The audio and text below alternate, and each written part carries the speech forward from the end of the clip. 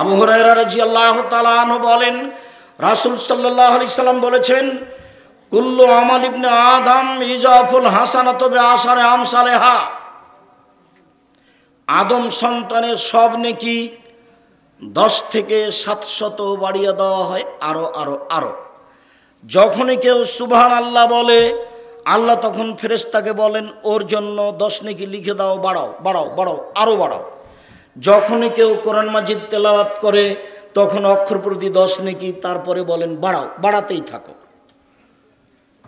কাল আল্লাহ তাআলা, আল্লাহ তাআলা বলেন, ইল্লা সম, তবে সিয়াম, ফাইন্নাহু লি, সিয়াম আমার ব্যাপার, ওয়ানা আজিজি বিহি, প্রতিদান আমি দিব। আল্লাহ বলছেন সিয়াম আমার ব্যাপার, প্রতিদান আমি দিব। সিয়াম তার ব্যাপার, প্রতিদান তিনি দিবেন। তারপর একটা কারণ বলেছেন, ইয়াদাউ শাওয়াত তাওমাহু মিন আজলি, আমার কারণেই তো দুটা জিনিস ত্যাগ করেছে। এইটা খুব গুরুত্বপূর্ণ বাক্য। আমার কারণেই তো দুটা জিনিস ত্যাগ করেছে, এই জন্য তো আমি নেকি দেব নিজে হাতে। এক, খাদ্য ছেড়েছে, খায়নি। 2, মন মতো চলেনি, প্রবৃত্তির অনুসরণ করেনি। মন মতো চলেনি, প্রবৃত্তির অনুসরণ করেনি, তাই আমি তাকে নিজে হাতে জান্নাতে দিব। মন মতো চলে কে? দাড়ি চাঁচে যে মন মতো চলে। মন মতো চলে কে? টাকনো নিচে প্যান্ট পরে যে। মন মতো চলে কে? দোকানে আড্ডা পিটে যে, দিন রাত 12টা 1টা 2টা পর্যন্ত ল্যাংটা মেয়ে দেখে চক্ষু ঠান্ডা করে, কলিজা ঠান্ডা করে। মন মতো চলে কে? সুদ ঘুষ খায় যে। মন মতো চলে কে? দাঙ্গাবাজি করে যে। মন মতো চলে কে? মানুষের প্রতি জুলুম করে যে। মন মতো চলে। রাসূল সাল্লাল্লাহু আলাইহি সাল্লাম বলেন, হুজবাতিন নার বিশাওয়াত, মনের ইচ্ছা দ্বারা জাহান্নামকে ঘেরা আছে। হুজবাতিল জান্নাত বিল মাকারিহি, নিয়ম নীতি কষ্ট ক্লেশ ত্যাগ তিতিক্ষা দিয়ে জান্নাতকে ঘেরা আছে। মন মতো চলে যে জাহান্নামে যাবে সে, প্রবৃত্তির অনুসরণ করে যে জাহান্নামে যাবে সে, নিয়ম নীতি ত্যাগ তিতিক্ষা মেনে চলে যে জান্নাতে যাবে সে। আমি অনুবাদক, এইভাবে রাসূল সাল্লাল্লাহু আলাইহি ওয়াসাল্লাম বলেন, হাদিস বুখারী মুসলিম। হুজবাতিন নার বিশাওয়াত, জাহান্নামকে ঘেরা আছে মনের ইচ্ছা দেয়া প্রবৃত্তি দ্বারা। হুজবাতি জান্নাত বিল মাকারিহি, আল্লাহ তাআলা বলেন হাদিসে কুদসি, আমার কারণেই তো দুইটা জিনিস ছেড়েছে, এই জন্যই তো আমি তাকে জান্নাতে দিব, এই জন্যই তো আমি প্রতিদান নিজে হাতে দিব। এক, আমার কারণেই খায়নি। 2, আমার কারণে প্রবৃত্তিকে ত্যাগ করেছে। ছোট ব্লাউজ পরে রাস্তাঘাটে যায়নি, মাথার চুল দেখে জাতির সামনে যায়নি, আমার কারণেই প্রবৃত্তিকে ত্যাগ করেছে, এই জন্য আমি জান্নাতে দেব। হাদিস বুখারী মুসলিম। একটা পেশ করলাম, এবাদতের জগতে সবচেয়ে ভিন্ন ধরনের এবাদত হলো সিয়াম, প্রমাণে 1। 2, সাহাল রাদিয়াল্লাহু তাআলা আনহু বলেন, রাসূল সাল্লাল্লাহু আলাইহি সাল্লাম বলেছেন, ফিল জান্নাতে সামানি আবু মিন বাবুন ইসমুর রায়ান, জান্নাতে একটি দরজা 8টি। জান্নাতের 8টি দরজা রয়েছে। জান্নাতে একটি দরজা 8টি, জাহান্নামে একটি দরজা 7টি। জান্নাতের 8টি দরজা রয়েছে, তার একটি দরজার নাম রায়ান। রায়ান মানে পানি পান করে তৃপ্তি লাভ করা। লায়াদ খোলহিল্লা সয়মন, শ্যাম পালনকারী ছাড়া এই দরজা দিয়ে কেউ প্রবেশ করতে পারবে না। এই যা দাখিল আখিরহুম উগলেকা, যখন শেষ ব্যক্তি ঢুকে যাবে তখন দরজা বন্ধ করা হবে। সম্মানিত দিনী ভাই বোন, কথাটি এখনো স্পষ্ট করতে পারিনি। যখন মানুষ জান্নাতে যাবে তখন জান্নাতের 8টি দরজা থেকে ফেরেশতারা মানুষকে ডাকবেন। যারা হজ করেছে তারা হজকারীদের জন্য একটা দরজা আছে, তো ফেরেশতারা বলবেন, আসেন আসেন আসেন, যারা হজ করেছেন এই দরজা দিয়ে আসেন, যারা দান করেছেন তারা আপনারা এই দরজা দিয়ে আসেন, যারা সালাত আদায় করেছেন এই দরজা দিয়ে আসেন, যারা সিয়াম পালন করেছেন এই দরজা দিয়ে আসেন। বুখারী মুসলিমের হাদিস। তখন আবু বকর সিদ্দিক রাদিয়াল্লাহু তাআলা আনহু বলেন, আল্লাহ নবী, সব দরজা দিয়ে ডাকা হবে এমন কি কেউ আছে? হ্যাঁ, তুমি তার মধ্যে। সুবহানাল্লাহ। আল্লাহ রাসূল কার কথা বললেন? আবু বকর সিদ্দিক রাদিয়াল্লাহু তাআলা। আরে তুমি তো এমন মানুষ যাকে সব দরজা দিয়েই ডাকা হবে। আমি এখন এই কথা বলিনি, আমি বলছি যে সিয়াম পালনকারীর শেষ ব্যক্তি যখন ঢুকে যাবে তখন এই দরজাটা কি করে দেওয়া হবে? বন্ধ করে দেওয়া হবে। তখন অন্য দরজা খোলা, মানে সব ইবাদত দিয়ে সব দরজা দিয়ে ঢোকার সুযোগ হবে, কিন্তু সিয়াম ছাড়া এই দরজা দিয়ে ঢোকার সুযোগ হবে না। ইবাদতের জগতে ভিন্ন ধরনের ইবাদত হলো সিয়াম। উমামা বাহেলি রাদিয়াল্লাহু তাআলা আনহু বলেন, রাসূল সাল্লাল্লাহু আলাইহি ওয়াসাল্লামকে আমি বললাম, মুরনি বে আমালিন, আল্লাহ নবী আমাকে একটা আমলের কথা বলেন তো আল্লাহ নবী, যাতে আমি জান্নাতে চলে যাব। তখন আল্লাহ রাসূল বলছেন, আলাইকা বিসম ফাইনাহু লা মিসলা লাহু। আরে উমামা, তুমি সিয়াম পালন করো। ইবাদতের জগতে সিয়ামের দৃষ্টান্ত কোনো ইবাদত নেই।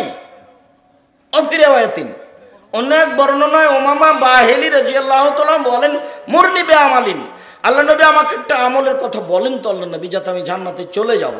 তখন আল্লাহ রাসূল বলছেন, আলাইকা বিসম ফাইনাহু লা ইদলা লাহু, তুমি সিয়াম পালন করো। ইবাদতের জগতে সিয়ামের সমপর্যায়ের কোনো ইবাদত নেই। পৃথিবীতে এমন কোনো ইবাদত নেই যেটাকে বলা যেতে পারে এইটা সিয়ামের মতো, এইটা সিয়ামের সমপর্যায়ের। হজ সিয়ামের মতো না, দান সিয়ামের মতো না, দোয়া প্রার্থনা সিয়ামের মতো না, কান্নাকাটি করে কিছু বলা সিয়ামের মতো না। পৃথিবীতে এমন কোনো ইবাদত নেই যেটা সিয়ামের সমপর্যায়ের হতে পারে, যেটা সিয়ামের মতো হতে পারে। আমি অনুবাদক মুহাম্মদ সাল্লাল্লাহু আলাইহি সাল্লাম আজ থেকে নিয়ে 1450 বছর পূর্বে এইভাবে বলেছেন, আমি আপনাকে অনুবাদ করে শোনালাম মাত্র। সম্মানিত দিনী ভাই বোন, লম্বা কথার 3টে হাদিস বলে রেখে দিলাম। 3টে হাদিস বলে আপনাকে জানালাম যে ইবাদতের জগতে সবচেয়ে ভিন্ন ধরনের দামি ইবাদত হলো সিয়াম, নফল সিয়াম।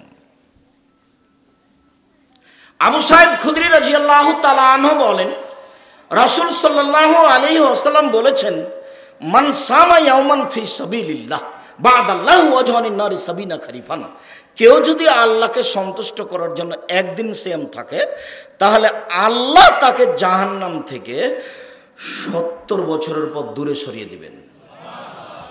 অফিরাওয়াতিন মান সামা ইয়াওমান ফি সাবিলিল্লাহ বা'দাল্লাহু মিনহুন নারা মাসিরাতা মিয়াতে আম, কেউ যদি আল্লাহকে সন্তুষ্ট করার জন্য একদিন সিয়াম থাকে, তাহলে আল্লাহ তার থেকে জাহান্নামকে 100 বছরের পর দূরে সরিয়ে দিবেন।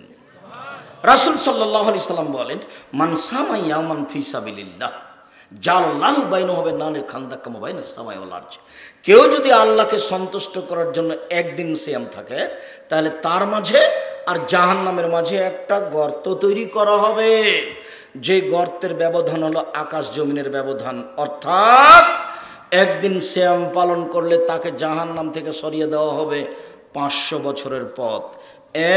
1 70 বছরের পথ, 2 100 বছরের পথ, 3 500 বছরের পথ। সব মিলে কেউ যদি আল্লাহকে সন্তুষ্ট করার জন্য একদিন সিয়াম থাকে, বিনিময়ে আল্লাহ তাকে জান্নাতে দিবেন। কাছাকাছি চলে আসলাম, নফল সিয়াম মুহররম। আবু হুরায়রা রাদিয়াল্লাহু তাআলা আনহু বলেন, রাসূল সাল্লাল্লাহু আলাইহি সাল্লাম বলেছেন, আফজালুস সিয়ামে বাদা রমাজান শাহরুল্লাহিল মুহররম ওয়া আফজালুস সালাতে বাদাল ফারিজা সালাতুল লাইলি, রমাজানের পরে সবচেয়ে দামি সিয়াম হলো মুহররমের সিয়াম। ফরজ সালাতের পরে সবচেয়ে দামি সালাত হলো রাতের সালাত। অন্তত 2 রাকাত সালাত যদি রাতে পড়তে পারেন, তো আল্লাহর নবী বলছেন যে কুতিবা ফি যাকিরিনা ওয়া যাকিরাত, পৃথিবীতে যারা রাতে ইবাদত করে জিকির আজকার করে, খুব বড় বড় মানুষ পরেজগার, ওদের তালিকায় আপনার নামটা আল্লাহ লিখে দিবেন। ফেরেশতাকে বলবেন লিখে দাও, অন্তত যদি রাতে 2 রাকাত সালাত আদায় করতে পারেন। এই ছেলে তোমাকে বলছি, তোমার হাতে বড় মোবাইল আছে না, তোমার মোবাইলে ল্যাংটা মেয়ে নাচে, তোমার স্বভাব তো খারাপ, তুমি তো রাত 2টায় ঘুমাও, 3টায় ঘুমাও, তুমি রাতে কি উঠবে? রাত 10টায় ঘুমিয়ে যেতে হবে রাতে উঠলে। শোনো, চাঁপাইনবাবগঞ্জে একদিন বক্তব্য দিচ্ছিলাম, তো বিবাহের বরের সাথে মেয়েরা যায়, তাদের নাম হলো চাঁপাইনবাবগঞ্জের ভাষাতে ডুলি বিবি, ডুলি বিবি। তো এটা বুঝো কি না, যাক ফরিদপুরের লোক এই ভাষা নাও বুঝতে পারে। তো ওই বরের সাথে অনেকগুলি মহিলা যায়, তো একেবারে সাজগোজ করে যায়, ওদের নাম ডুলি বিবি। তখন আমি বলছি যে এ করেন এজ থেকে এই শব্দটাতে পেশাব করে দেন। তার মানে শব্দটা আর কোনোদিন ব্যবহার করবেন না। 10-20 বছর পরে, 50 বছর পরে কেউ যদি বলে ডুলি বিবি, তখন কেউ বলবে কি গো শব্দটা, ডুলি বিবি তাই কি, এমন যেন হয়ে যায়। তো বড় মোবাইলের উপরে তুমি এমন অনাগ্রহী হয়ে যাও যে মনে করবে যে আমি এই মোবাইলে পেশাব করে দিলাম। তোমাকে ধ্বংস করেছে, তোমার বাপকে ধ্বংস করেছে, তোমার মাকে ধ্বংস করেছে, তোমার বংশ ধ্বংস করেছে, তোমার জাতিকে ধ্বংস করেছে মোবাইল। তুমি তার উপকার বুঝেছো, শুধু উপকার শুধু নয়, অনুপকার অউপকার যে কত বেশি, তার মধ্যে তুমি আছো একজন। তুমি একেবারে তওবা করে বলে আস্তাগফিরুল্লাহ ওয়া আতুবু ইলাইহি, আমি তওবা করে এই মর্মে যা বলছি যে আমি আমার বাকি জীবন আর কোনোদিন আমার মোবাইলে ল্যাংটা মেয়ে দেখবো না ইনশাআল্লাহ। তুমি তওবা করে উঠো, আল্লাহ তোমাকে সাহায্য করবে। আরেকটা কথা তুমি শুনে রাখো, তুমি যদি আজ থেকে এই মেয়েদের সাথে গল্প করা, জেনা দেখা বন্ধ করতে পারো, তাহলে আল্লাহ তাআলা বলছেন ওয়ানাহা নাফসা আনিল হাওয়া ফাইনাল জান্নাতা হিয়াল মাওয়া। পৃথিবীর মানুষ মনে রাখো, কেউ যদি অশ্লীল কাজ থেকে নিজেকে ঠেকাতে পারে, আমি আল্লাহ তাকে জান্নাতুল মাওয়া দিয়ে দিলাম। এটা আল্লাহর ঘোষণা আছে। তুমি আল্লাহর ঘোষণাকে উপেক্ষা করো না যুবক।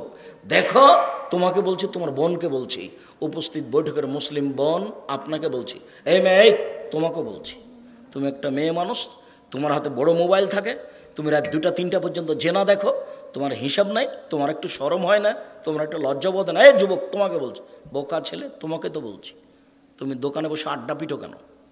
তোমাকে আমি বলিনি? মানুষের জীবনে 4টে জরুরি কাজ: 1 5 ওয়াক্ত সালাত, 2 হালাল রুজি, 3 কোরআন তেলাওয়াত। 24 ঘন্টায় একবার কোরআন তেলাওয়াত করবেন, অন্তত সূরা ইখলাস পড়ে নিজেকে বাঁচাবেন যে আমি কোরআন পড়ি। 3 বার পড়েন, একবার কোরআন মাজিদ পড়ার সমান কি হবে? আমি বলিনি এই কথা, মুহাম্মদ সাল্লাল্লাহু আলাইহি ওয়াসাল্লাম বলেছেন। পড়ে তুমি ব্যাগ ভর্তি করে নাও না। তুমি মনে করছো যে আমি 3 বার পড়লে একবার কোরআন মাজিদ পড়ার সময় কি হয়ে যাবে, তা আমি করলাম কিছু। তুমি মনে করছো যে কেউ এরকম বসে আছে? হাজারো লক্ষ কোটি মানুষ হাজারো বার পড়ছে, তুমি ফাঁকে পড়েছো। বিচারের মাঠে টিকতে পারবে না, কোরআন তোমার বিপক্ষে দাঁড়াবে। আল্লাহ নবী বলছেন, বুখারী মুসলিমের হাদিস, আল কোরআন হুজ্জাতুল লাকা আলাইকা, কোরআন তোমার পক্ষেও হতে পারে, তোমার বিপক্ষেও হতে পারে। অন্তত কিছুই যদি না পারো, সূরা ইখলাস 3 বার পড়ে অন্তত 24 ঘন্টায় একবার নিজেকে বলো যে আমি কোরআন মাজিদ পড়েছি। 3য় জরুরি কাজ কোরআন মাজিদ পড়া। 4র্থ জরুরি কাজ, যেখানে 2 জন বসে আছে সেখানে না বসা, ওখানে বসবেন না। তার একটা জরুরি কারণ হলে যে 2 জন মিলে ওখানে কারো বদনাম করছিল, তখন তুমি গিয়ে বলছো ঠিকই বলেছিস, আসলেই খারাপ। এখন তুমি জান্নাতে যাও, দেখি যার বলেছ তার হাতে ক্ষমা ধরে ক্ষমা নিতে হবে, নাহলে সব নিকে কালকে বিচারের মাঠে বুঝিয়ে দিই। এ তো মান সম্মানের হানি। মান সম্মানের হানি করলে হাত ধরে ক্ষমা নিতে হবে, অন্যথায় বিচারের মাঠে কি দিয়ে বোঝাতে হবে? নেকি দিয়ে বোঝাতে হবে।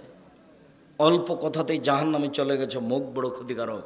একদিন আল্লাহ নবী বলছেন, সঙ্গী সাথী বলতে পারো হালতাদরুনা মাইকুবিন নাসান্নারা, মানুষকে পিছন দিক থেকে ধাক্কা মারে জাহান্নামে নিক্ষেপ করে কি? সঙ্গী সাথী বলতে পারো মানুষকে পিছন দিক থেকে ধাক্কা মারে জাহান্নামে নিক্ষেপ করে কি? সঙ্গী সাথী বলতে পারো মানুষকে পিছন দিক থেকে ধাক্কা মারে জাহান্নামে নিক্ষেপ করে কি? এই কথা বলতে বলতেই ফাঁক হাজালে এসে না হোক, আল্লাহ রাসূল তার জিভাটা ধরে নিয়েছেন। বলছে দেখো, জিভা মানুষকে পিছন দিক থেকে ধাক্কা মারে জাহান্নামে নিক্ষেপ করে। মুখ বড় ভয়াবহ। তাই আল্লাহ রাসূল বলছেন, কুল বিল খায়র আবিল ইসমত, মুখে বললে ভালো কথা বলিও, নইলে মুখটা বন্ধ রাখিও। মুখে বললে ভালো কথা বলিও, নইলে মুখটা বন্ধ রাখিও। আবু মুসা আশারী বলছেন, আল্লাহ রাসূল বললেন, কাইফা বিকুম ওয়া বিজামানিন তোমাদের কি হবে, যুগের কি হবে, তোমাদের কি হবে, যুগের কি হবে। এই যে কিতাবে হুসামাত বিন নাসে, যেদিন তোমরা থাকবে আগাছা আর মাছে, সমাজের সবাই হবে আগাছা, সমাজের সবাই হবে বোকা, সমাজের সবাই হবে বদ শ্রেণীর মানুষ, তখন তোমাদের কি হবে, যুগের কি হবে। অমারে যেদিন ওহুদ আদা অঙ্গীকার থাকবে না, ওয়াক্তালাফু বাইনান নাস, মানুষের মধ্যে দ্বন্দ্ব বেড়ে যাবে। এদিকে দেখেন দ্বন্দ্ব দেখাচ্ছে আল্লাহ রাসূল। সুম্মা শাব্বাকা বাইনা আসাবিহি, ডান হাতের আঙ্গুলগুলি বাম হাতের আঙ্গুলের ভিতরে ঢুকিয়ে দিলেন। এইটা আঙ্গুল যেমন ঢুকে গেল, মানুষের ভিতরে মত বিরোধ সেভাবে ঢুকে যাবে, কেউ কারো কথা মানবে না। তখন তোমাদের কি হবে, যুগের কি হবে, তখন তোমাদের কি হবে, যুগের কি হবে। তখন সাহাবী বলছেন ফামা তা'মুরুন, আপনি বলেন কি করতে হবে। তখন আল্লাহ রাসূল বলছেন শোনো, তখন বাড়িতে থাকিও আর মুখটা বন্ধ করিও। আলজেম বাইতাক ওয়ালজেম লিসানাক, মুখ বন্ধ রাখিও আর বাড়িতে থাকিও। তখন সাহাবী বলছেন আল্লাহর নবী, বাড়িতে থাকলাম, তারপরে পরিস্থিতি এমন যে আমাকে বাড়িতে এসে মেরে গেল। এই ছেলে,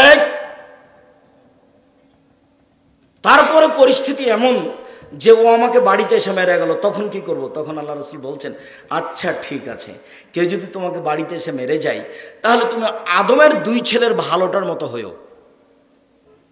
আদমের কয় ছেলে, 2 ছেলে, হাবিল আর কাবিল। কাবিল বলল এ হাবিল, তোকে আমি মারবো। তখন হাবিল বলছে তুমি মারো মারো, আমি তোমাকে মারবো না, আমার পাপ আর তোমার পাপ তুমি নিয়ে বিচারের মাঠে উঠিও, তুমি মারো মারো, আমি তোমাকে মারবো না।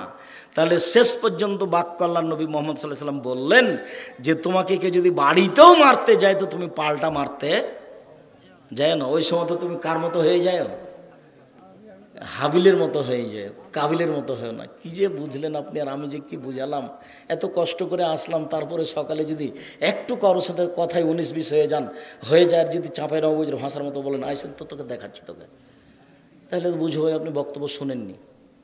যেমনই বলবে এই কথা তেমন আপনি নত হয়ে যাবেন। রিক্সাওয়ালাকে গালি দিবেন না, ওকে এক থাপ্পড় মারতে চায়েন না, ছোটকে তুচ্ছ মনে করিয়েন না, গরিব মানুষকে তুচ্ছ মনে করিয়েন না। রিক্সাওয়ালা একটু ভাড়া চেয়েছে একটু বেশি, 50 টাকা যাতে 100 টাকা চেয়েছে, হ্যাঁ থাপ্পড় দেবো বেটা, মেরে দিয়েছে। ও তো মারা সহজ, বিত্তশালীকে শক্তিশালীকে তো আর মারতে পারো না, এখানে তো মারা সহজ।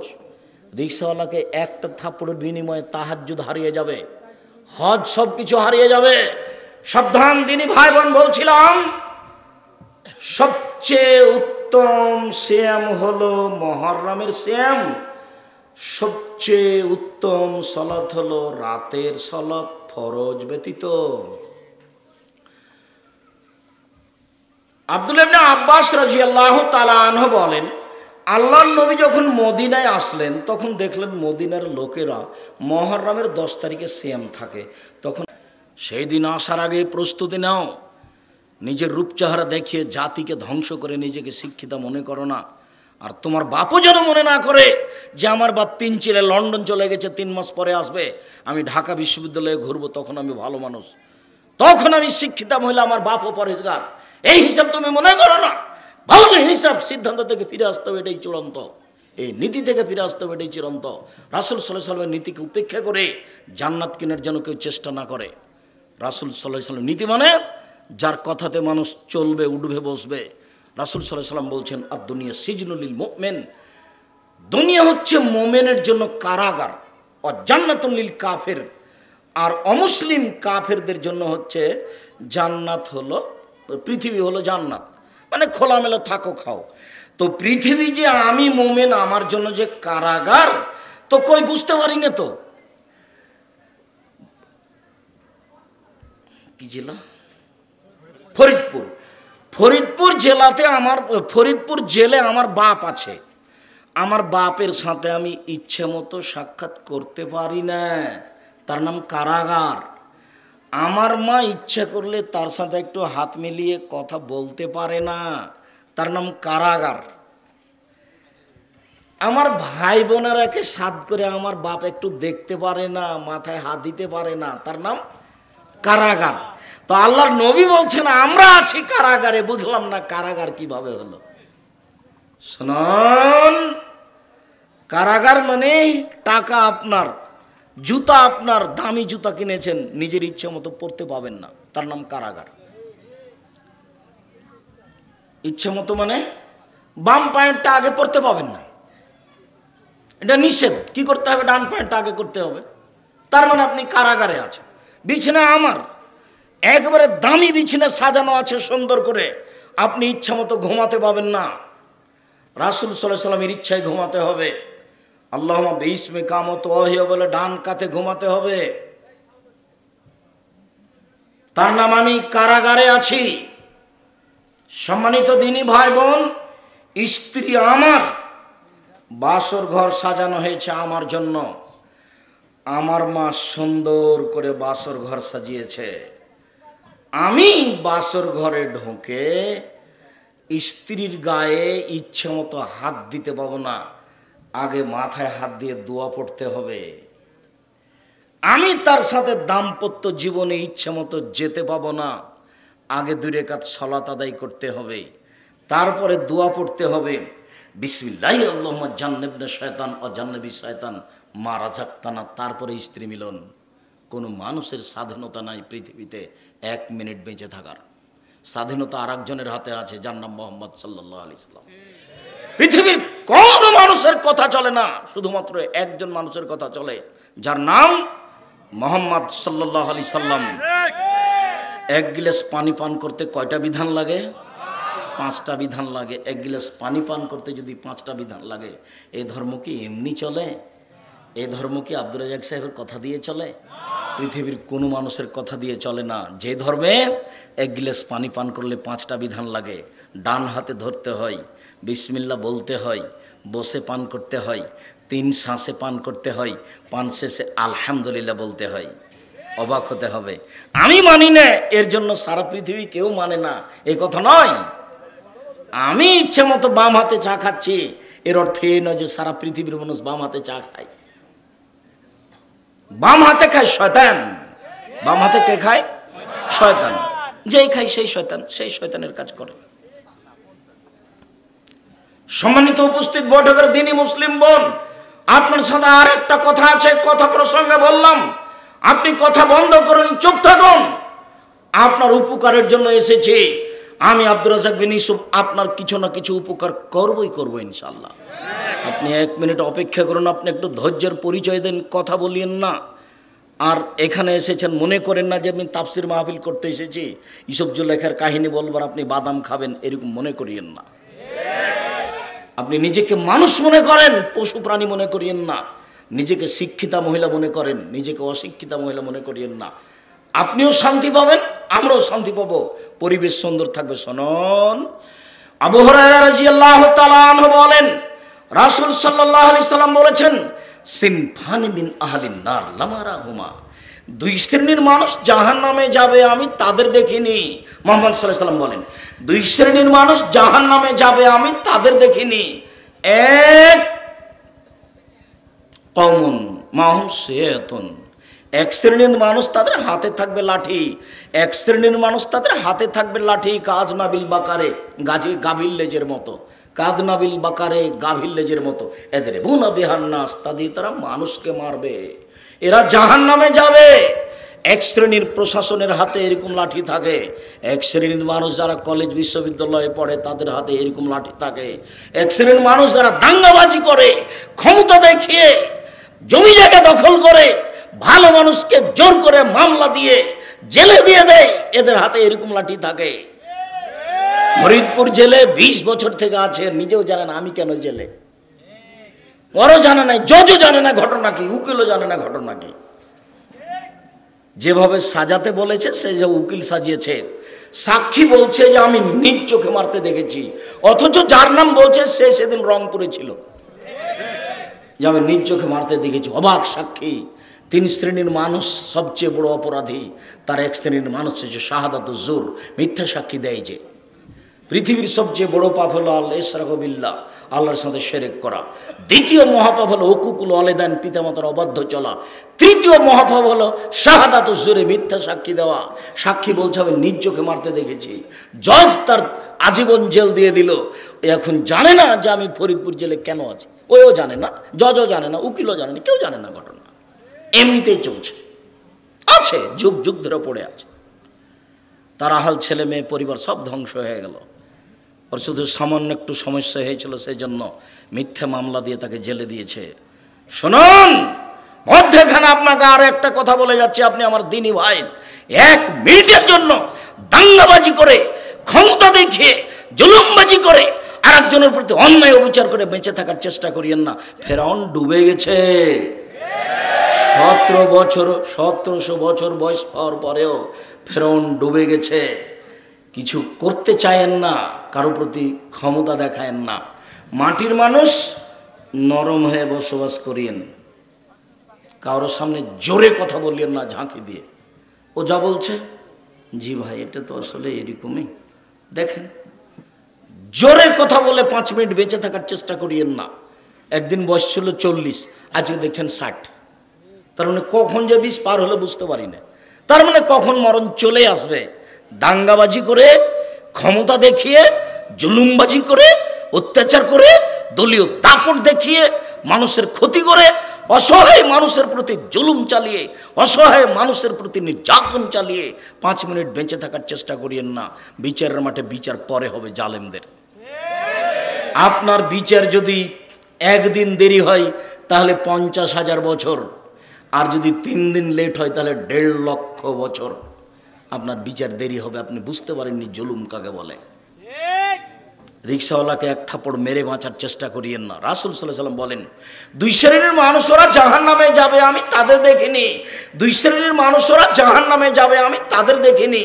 1 শ্রেণীর মানুষ যাদের হাতে থাকবে লাঠি, গাভীর লেজের মতো, একদিক মোটা একদিক চিকন, তা দিয়ে তারা মানুষকে মারবে, এরা জাহান্নামে যাবে। 2, উপস্থিত বৈঠকের মুসলিম বোন, আপনাকে বলছি, সারা বিশ্বে আমার দিনী ভাই বোন যেখানে আপনারা অনলাইনে আমাদের সাথে আছেন, তাদেরকে বলছি, শুনে রাখুন, আপনি আমার দিনী বোন, আপনাকে আমি তুচ্ছ করতে চাইনি। দেখুন রাসূল সাল্লাল্লাহু আলাইহি ওয়াসাল্লাম বলছেন, 2, নিসাউন, মহিলা, কাসে এতন, কাপড় পরে থাকে, আর এতন, উলঙ্গ। আপনার পোশাক তো এটা। এই মেয়ে, তোমার পোশাকটা কি? তুমি কি মনে করছো? আর তোমার মা ছোট ব্লাউজ পরে আছে, এখন পেট দেখা যায়, পিঠ দেখা যায়। ছোট ব্লাউজ মানে এই পর্যন্ত হাত, বাকি হাত দেখা যায়। আর তোমার মা শাড়ি পরে থাকে। আমি শাড়ি হারাম বলিনি, আমি বলেছি সালোয়ার কামিজ মেক্সি চাদর পরেন। শাড়ি যদি পরেন, বাইরে যান, তাহলে আপনি মোজা পরিয়েন, কেননা অটোতে পা ওঠালে আপনার হাঁটু পর্যন্ত খুলে যাবে। তাহলে আপনি শাড়ি পরেন, আমি নিষেধ করিনি, কিন্তু আপনাকে মোজা পরতে হবে।